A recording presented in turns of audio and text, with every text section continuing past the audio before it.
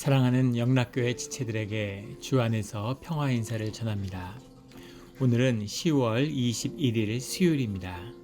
오늘의 묵상 본문은 예레미야 32장 1절로 44절까지의 말씀입니다. 오늘의 본문 말씀 32장 1절부터의 말씀은 이렇게 시작합니다.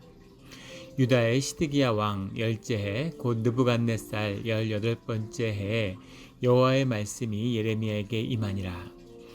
시드기야 왕 열째 해라는 것, 또 느부갓네살 18째 해라고 하는 구체적인 지적 때문에 이것이 주전 587년의 때라는 것을 우리는 알 수 있습니다. 예루살렘의 멸망이 1년 앞둔 시점이고 31장을 통해서 계속 시점이 흘러오고 있음을 보게 되는 거죠. 이미 이 바벨론의 군대가 예루살렘을 포위한 지 두 번째 해에 해당되는 해죠. 세 번째 해당되는 그 다음에 이제 예루살렘은 멸망하게 됩니다.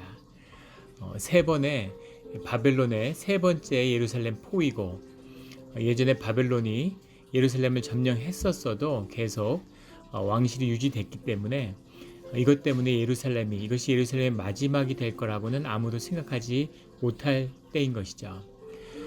그리고 아수르 때 히스기야 왕 때 예루살렘을 지켜낸 기억이 있기 때문에 하나님이 언제든지 마음만 먹으시면 예루살렘을 지켜주실 거라고 하는 그런 기대도 있었을 겁니다. 그것은 맞는 말이지만 이미 주님이 여러 번의 시간을 주고 또 돌이킬 수 있는 기회를 주셨지만 그 모든 것을 지키지 않은, 이미 토기가 깨어져 버린 그런 예루살렘의 운명이 선포된 뒤의 일이죠. 그런데 2절에 보면 그때 바벨론 군대는 예루살렘을 에워싸고 선지자 예레미야는 유다 왕의 궁중에는 시위대 뜰에 갇혔으니, 시위대 뜰에 갇혀 있는 거죠. 지금 바벨론과 전쟁을 하고 있는데 바벨론한테 항복해야 된다라고 얘기하니까 전의를 상실하게 하고, 하나님이 우리 편을 들어주신다고 얘기해야 되는데 선지자가 하나님이 바벨론의 편을 들고 있고 바벨론을 들어 쓰신다고 말씀하시니까 이제 그것을 받아들이기 어려웠을 겁니다. 당연하겠죠. 그래서 전열을 흐트리는 예레미야를 시위대의 뜰에 같이 가둬야 되겠다, 이렇게 생각할 수 있겠죠. 그리고 예레미야가 이야기한 것처럼 바벨론이 다시 쳐들어와서 예루살렘이 망한다고 했는데 그 말대로 되니까 아마 그 미움이, 그 분노가 예레미야에게 투사됐을 수도 있습니다. 심리적으로 보면 그렇죠. 그런데 이것의 문제는 무엇이냐면 이 예레미야가 전한 말씀이 하나님의 말씀이라는 거죠. 하나님의 말씀을 전한 하나님의 사람을 그 말씀 때문에 핍박한다는 것은 하나님을 핍박하고 하나님을 모욕하는 것이라는 겁니다. 이것이 시드기야의 문제인 거죠.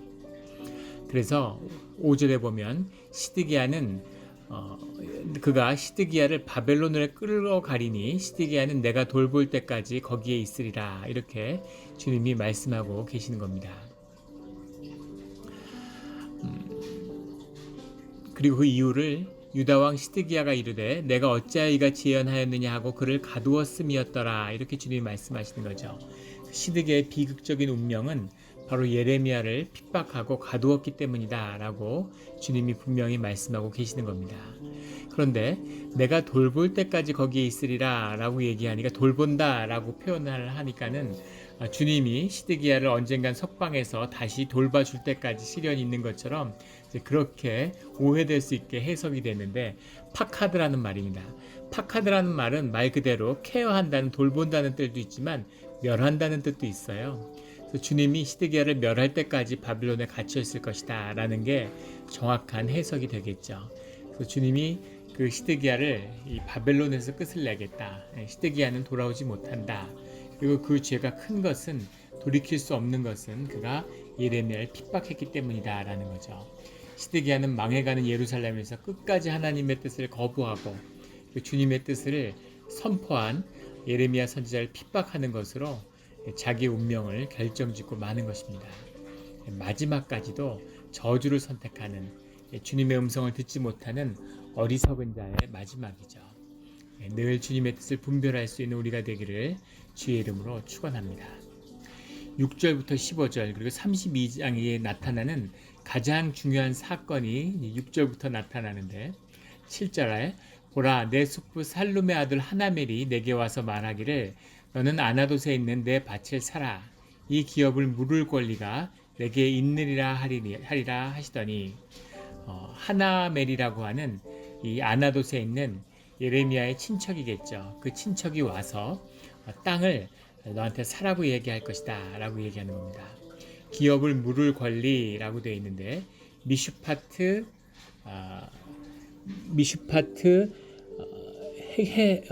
헤데민 뭐 이런 말인데 이 말의 원어는 가알이라는 겁니다. 미슈파트 가알이에요. 가알이라는 말을 이제 리뎀션, 영어로 하면 리뎀션이죠. 구속한다. 우리가 주님이 우리를 구속하셨습니다 할 때 쓰는 구속이죠. 구속의 권리, 구속의 정의라는 건데 이 미슈파트 가알이라는 건 이제 주님이 토지를 물리는 주님의 토지를 소유를 말씀하시는 거죠. 레위기 25장 23절에 가면 모든 토지가 주님께 속하였다. 그래서 토지 신유의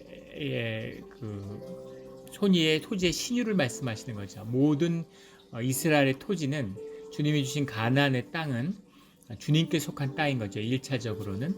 그 다음에 모든 족속으로 지파로 그 땅을 사용할 수 있는 그 땅의 사용권, 점유권을 주는 것입니다. 그 다음에 그 점유된 그 토지를 사용할 수 있는 권리를 가진 지파와 가족에 따라서 그 가족이 다시 제비를 뽑아서 토지를 나누죠. 가족 숫자가 많은 자들은 큰 토지를 갖고 숫자가 적은 자들은 적은 토지를 가졌습니다. 그래서 그 토지를 경작하고 매매할 수 있는 권리, 그 권리를 가족이, 그 사람들이, 가족원들이 갖게 되는 것이죠. 그것을 이제 평균 직권이다 이렇게 이야기합니다. 신학적으로 모든 사람이 토지에 대한 권리를 공유하고 있고 또 그 권리를 모두 다 평균적으로 가지고 있다고 하는 것이죠. 그 직권에 대한 경계를 세우는 것이 그 평균 직권에 대한 말씀이 민수기 33장에 나오고 신명기 27장에 보면 7절인가요? 17절인가 7절인가 그럴 것 같은데 그 지게를 옮기지 말라라는 주님이 말씀을 하시죠. 이 지게가 바로 미슈파트 가알을 정하는 것입니다. 미슈파트 가알이라고 하는 것이 얼마나 중심이 되는 것이냐면 이것이 하나님이 이 땅에 대한 하나님의 중요한 땅을 움직여 나가시는 섭리죠. 이 섭리를 침해하는 것은 주님의 질서를 어기는 것입니다. 그래서 사람을 죽이는 것, 우상 숭배를 하는 것과 더한 무거운 벌로 징계하게 되어 있죠. 그래서 하나님이 이 토지, 하나님의 토지를 가진 하나님의 토지법을 얼마나 무겁게 다루시는지를 볼 수 있어요. 이것은 우리 인류의 역사에서 깊이 고민해 봐야 돼. 지금도 고민할 문제입니다. 한국이 부동산 때문에 난리죠. 전 세계가 다 마찬가지면 미국도 그렇죠. 사람들이 돈 버는 건 다 땅으로 버는 거죠. 이 자본, 그다음에 노동, 토지 이게 이제 경제의 3요소인데 자본은 얼마든지 늘어날 수 있죠. 또 노동도 얼마든지 늘어날 수 있습니다. 투입을. 근데 토지는 제한되어 있죠. 그러다 보니까 토지의 가치는 계속 상승하는 거죠. 일본에 몇 년 됐던 것 같은데 미쓰비시 자동차라는 자동차가 이제 깊은 불황을 겪다 보고 장사가 안 되다 보니까 동경도에 있는 도쿄 근처에 있는 자동차 공장을 매각하는데 거기서 미쓰비시 자동차가 100년 동안 벌어들인 돈보다 그 땅값이 몇십 배라는 그런 보도가 나온 적이 있습니다. 아무리 돈을 벌어도 지가의 상승을 상쇄할 수 없는 거죠. 그게 토지의 문제입니다. 그래서 지대가라고 하죠. 토지를 가지고 있고 토지에서 지대가 발생하는 그 지대를 가지고 살아가는 것. 이것이 역사상 항상 가진 자와 가지지 못한 자를 나누는 그런 분기점이죠. 심지어 지금도 그렇습니다. 토지를 사람들이 가진다는 것이 사실은 번영의 비밀이죠. 2차 대전 이후에 지속적인 경제 성장을 이뤄서 선진국이 된 나라는 지구상에 4나라밖에 없습니다. 일본, 한국, 대만, 이스라엘 이렇게 4나라죠. 근데 그 4나라는 한 가지 공통점을 공유하고 있어요. 그 4나라가 모두 토지를 분배하는 토지 분배를 했다는 겁니다. 토지 분배를 했던 것은 사실은 20세기에 지구를 휩쓸었던 공산주의 때문이죠. 공산주의에서 무상몰수, 무상분배로 토지분배를 한다고 하니까 사람들이 열광하고 공산주의에 막 따라가는 거죠. 중국이 공산화에 성공할 수 있었던 것도 사실은 토지 때문입니다. 러시아도 마찬가지죠. 북한도 그렇고, 그러니까 거기에 이제 그 맞서기 위해서 자유진영에서 자본주의 절대 원칙인 사적 소유의 절대 원칙을 어기고 무상몰수를 실시하는 거죠. 어떤 나라도 할 수 없는 일인데, 한국은 신생 독립국이었고, 대만도 그랬고, 이스라엘도 그랬고, 일본은 패전국이었기 때문에 지주들의 토지를 몰수할 수 있었다는 겁니다. 그래서 그 토지 분배가 이루어졌던 데서는 다 지속적인 발전을 이뤘죠. 공산주의의 토지의 몰수 무상 분배 원리도 사실은 이 유대의 토지 소유의 원리, 희년의 원리에서 온 것입니다.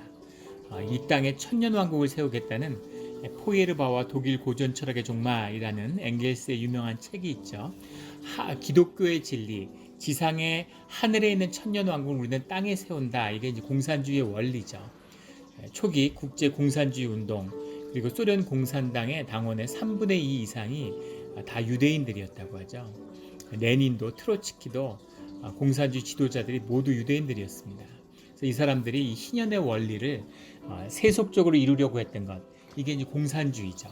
토지를 물으려고 하는 겁니다. 토지 물림이죠, 핵심은. 그런데 공산주의는 결국 거짓으로 끝나고 말았죠. 공산당이 국가가 토지를 소유한다는 것, 이것이 결국은 사람들 모두 노예로 만드는 그런 일로 끝나버리고 말았습니다.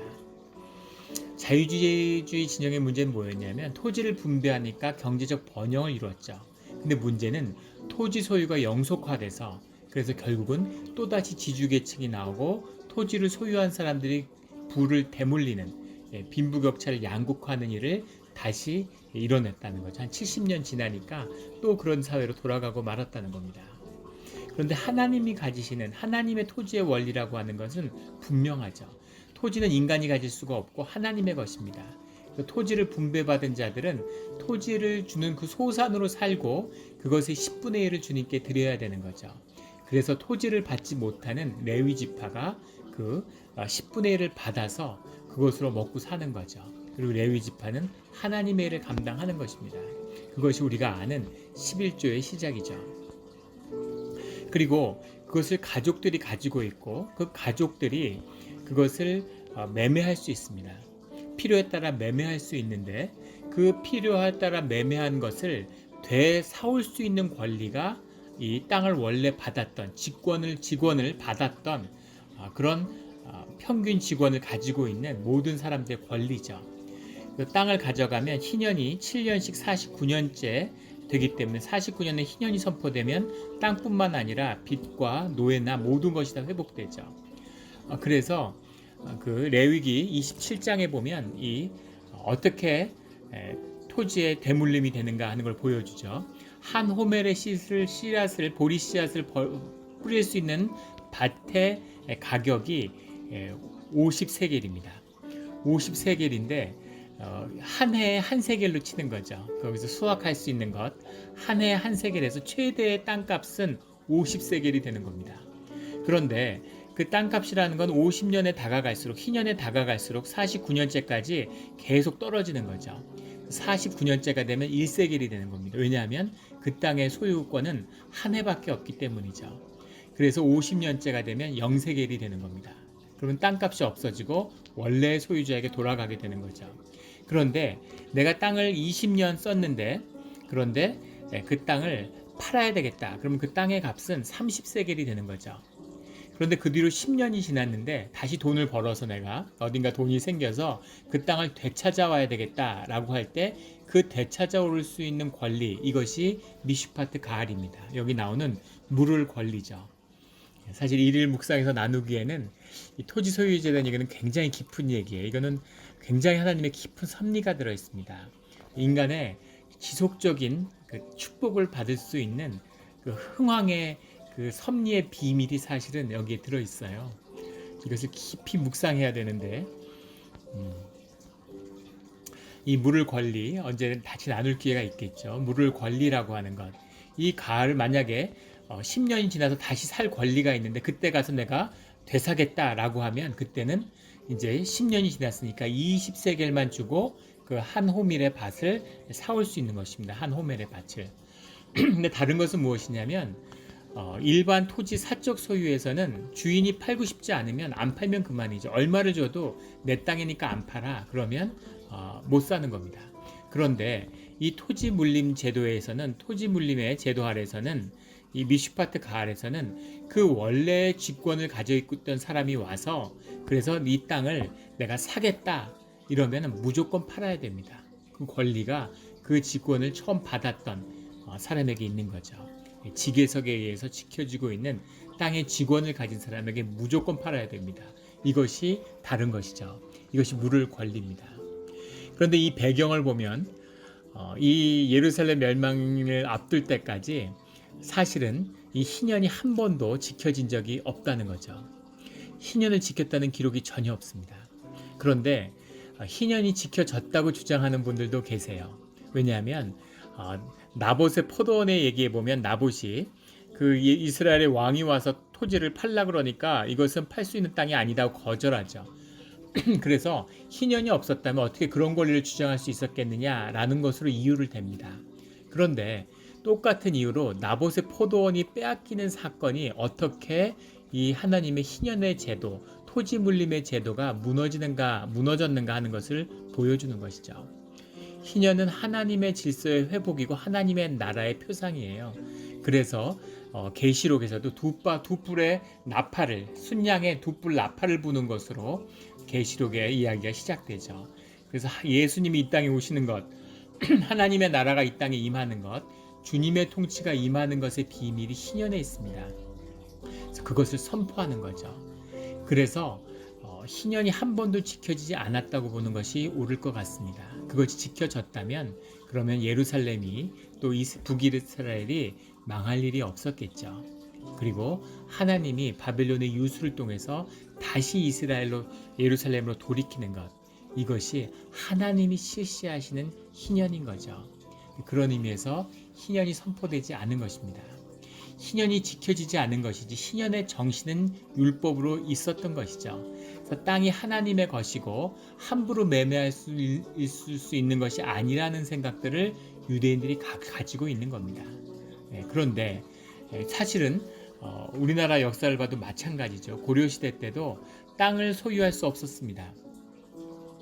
개인이, 그리고 그것은 국가의 것이고 모든 백성이 경자 유전의 법칙에 따라서 자기 땅을 가질 수 있었죠. 문제는 뭐냐면 몇 세대가 지나다 보니까 토지의 징세권을 가진 그런 공무원들이죠. 관리들이 처음에는 토지에 세금을 거두러 갔다가 나중에는 불러다가 세금을 안 낸다고 매를 치고 사실은 모두가 농노가 되고 노예가 돼버리는 그런 일이 벌어졌다는 거죠. 일본의 역사도 똑같은 일이 벌어졌습니다.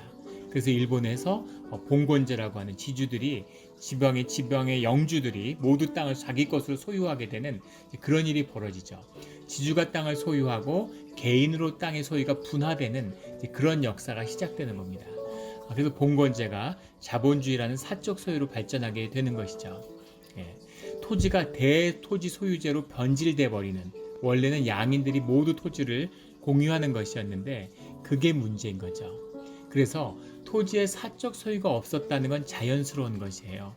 하나님의 것이라는 사상도 받아들일 수 있었을 겁니다. 문제는 뭐냐면 희년을 지키지 않기 때문에, 토지가 되물려지지 않기 때문에 결국은 가난한 사람들이 속출하고 노예가 팔리고 노예가 속량할 길이 없는 거죠.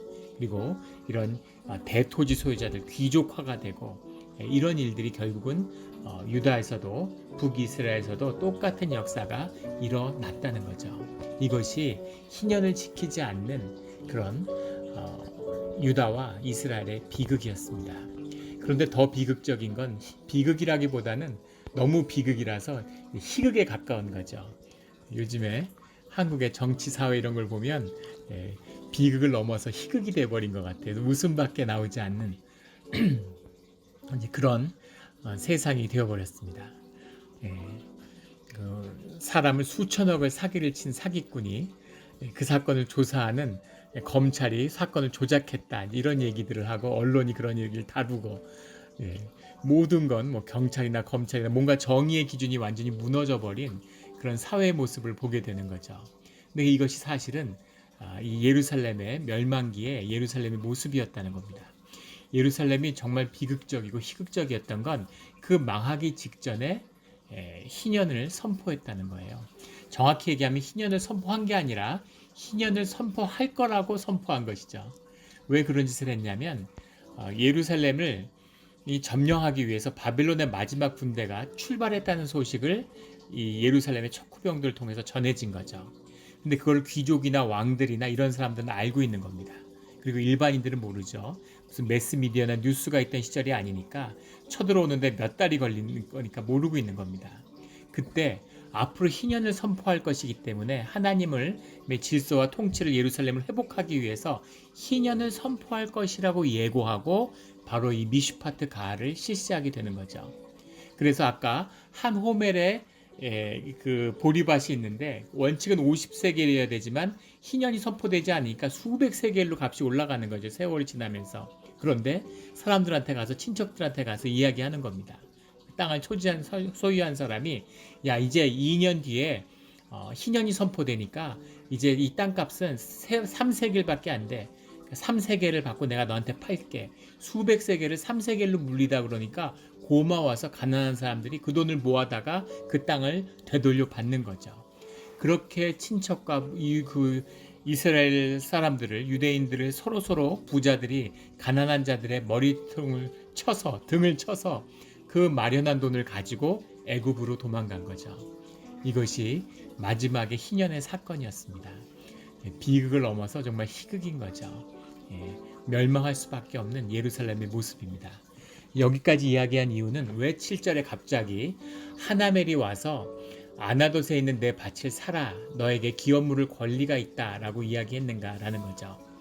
하나멜은 이미 예루살렘이 포위되기 전에 예루살렘으로 와 있었겠죠. 그런데 지금 감옥에 갇히고 목숨이 어떻게 될지 모르는 그런 예레미야한테 와서 너에게 가알이의 권리가 있지 않냐, 미슈파트 가알이 너한테 있으니까 네가 나한테 땅을 사야 된다라고 설득하는 거죠. 만약에 예레미야가 사지 않겠다고 얘기하면 그 권리는 다시 다른 사람에게 행사될 수 있습니다. 다른 사람한테 팔 수 있어요. 근데 니한테 권리가 있으니까 사라고 얘기하는 거죠. 그리고 9절에 보면 은 17세겔을 가지고 그 밭을 샀다고 얘기합니다. 은 17세겔을 주고 샀다고 하지만 땅이 얼마나 크기였는지 뭘 심는지 모르기 때문에 사실은 그것이 얼마만큼 가치가 있는 땅이고 얼마나 되는 땅인지는 알 수 없죠. 그런데 그걸 사라고 얘기하는 거예요. 그런데 주님이 그것을 사라고 말씀하시는 겁니다.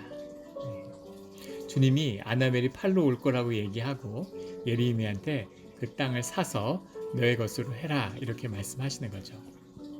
그래서 그 파는 과정이 9절부터 나오는 말씀입니다. 내 숙부의 아들 하나멜의 아나돗에 있는 밭을 사는데 은 17세겔을 달아주되 10절에 증서를 써서 봉인하고 증인을 세우고 은을 저울에 달아주고 증인을 세운 다음에 그걸 세워서 봉인했다는 거죠. 옹기 그릇에 담아서 봉인하는 겁니다.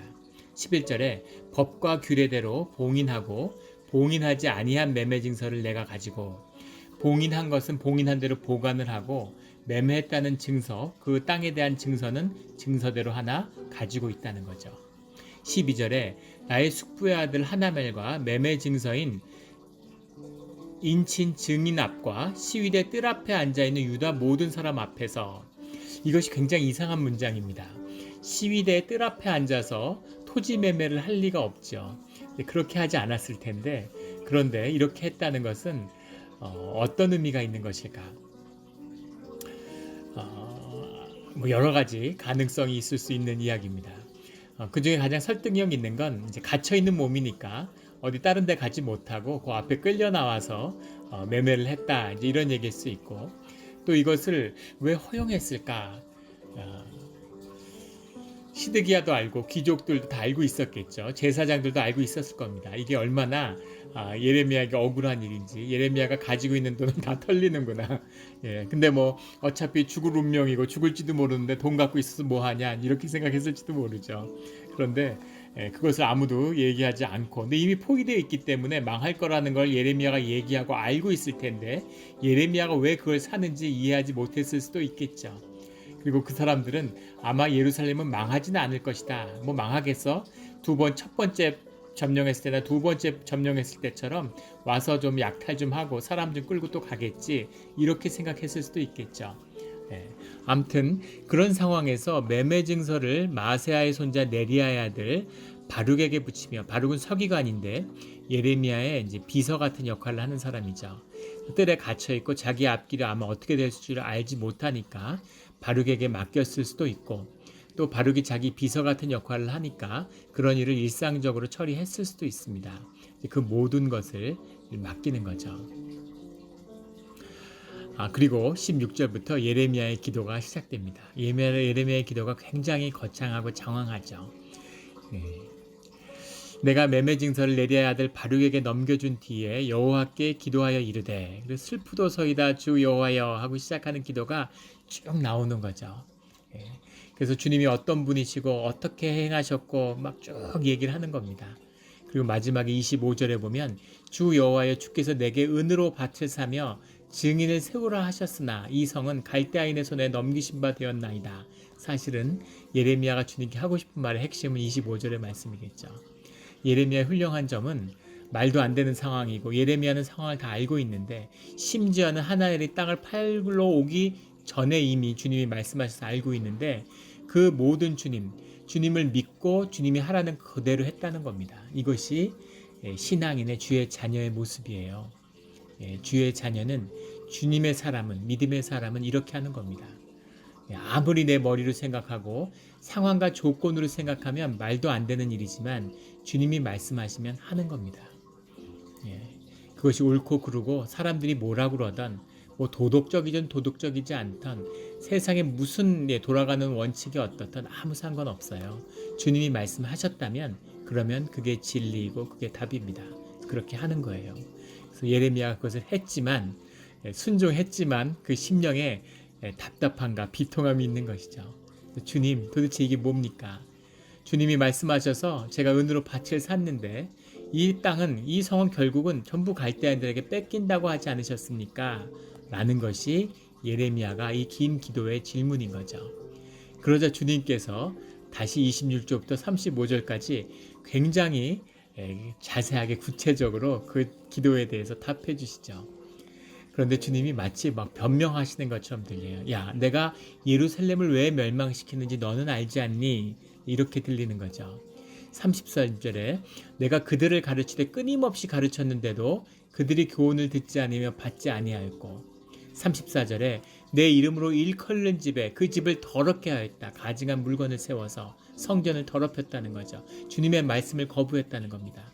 35절에 흰놈의 아들의 골짜기에 바알의 산당을 건축하였으며 바알 숭배가 예루살렘을 지배하게 되었다는 거죠. 자기 아들들과 딸들을 몰래 앞으로 지나가게 하였다. 인신제사를 드리는, 크게 보면 다 우상 숭배이지만 그 인신제사를 드리는 몰래의 제사야말로 주님이 얼굴을 돌리게 한 가장 결정적인 사건이죠. 우상 숭배에서. 이래서 내가 예루살렘을 멸망시킬 수밖에 없는 이유를 네가 알지 않느냐? 라고 주님이 말씀하시는 거죠. 내 마음 네가 알지 않느냐? 내가 정말 예루살렘을 얼마나 살리고 싶어 했니? 끊임없이 가르침을 주고 끊임없이 말씀을 선포했는데 이 백성이 나에게서 돌이키지 않지 않았느냐? 이들이 나에게서 등을 보이지 않았느냐? 라고 주님이 말씀하시는 거죠. 그런데 내가 이 모든 것에도 불구하고 예루살렘을 회복시키겠다고 너희에게 얘기하지 않았냐? 하는 것이 주님의 또 다른 말씀입니다. 38절부터 나오는 그들은 내 백성이 되겠고 나는 그들의 하나님이 될 것이며, 39절에 내가 그들에게 한 마음과 한 길을 주어 자기들과 자기 후손의 복을 위하여 항상 나를 경외하게 하고, 40절에 내가 그들에게 복을 주기 위하여 그들을 떠나지 아니하리라. 이렇게 말씀하시는 거죠. 41절에 나의 마음과 정성을 다하여 그들을 이 땅에 심으리라. 하나님이 계시는 건 알겠는데, 하나님이 계시는 건 인정하는데, 그런데 하나님이 우리한테 무슨 그런 관심이 있겠느냐, 이렇게 얘기하는 분들이 있어요. 그런 분들은 이 말씀을 받으셔야 됩니다. 나의 마음과 정성을 다하여 그들을 이 땅에 심으리라. 주님이 우리에게 분기수를 주신, 우리에게 복지를 주신, 우리에게 주실 땅 가운데 우리를 심기 위해서 마음과 정성을 다하고 계신다는 거죠. 이것이 우리 아버지 주님이세요. 마음과 정성을 다해서 우리를 이 땅에 잠시 살다가 썩어져 버리는 이 육신을 입은 우리를 이 땅에 심기 위해서 주님이 정성을 다하신다는 거죠. 이 우리 아버지 하나님 예수 그리스도의 모습입니다. 하나님이 우리와 함께 하시는 거죠.